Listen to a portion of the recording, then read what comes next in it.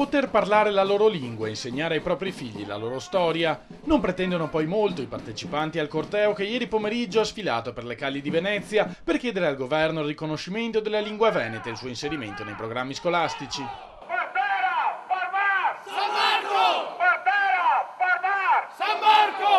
Più di 1 migliaio di persone, secondo gli organizzatori, l'associazione culturale e apolitica Raise Venete. Tra la curiosità dei turisti e il divertito stupore dei veneziani, i manifestanti hanno gridato al megafono le loro richieste.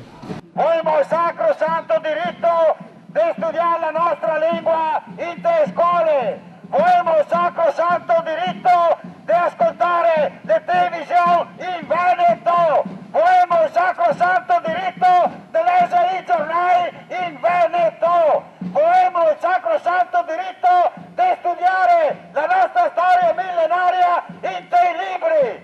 Quarta del Stato invasor con 10 righe, vergogna! La lingua a volte fa paura, però una cultura non si può tenere nascosta troppo a lungo. La cultura veneta è una cultura che ne unisce, al di là delle differenze politiche, è una cultura che rafforza il nostro popolo. È ora che l'Italia comincia a dare dignità alla nostra lingua e alla nostra cultura. Una manifestazione trasversale dove il capogruppo della Lega Nord in Consiglio regionale Roberto Ciambetti ha marciato fianco a fianco col leader dei centri sociali Luca Casarini. Noi siamo una terra di accoglienza, di mescolanza, la Repubblica Serenissima è un mito politico dal 1500 e invece ci restituiscono questi riti celtici e padani e romani o italiani, ci restituiscono invece un'immagine di una terra che ha paura, che è chiusa in se stessa, che è una piccola, che vive di localismo, tutto il contrario di quello che siamo.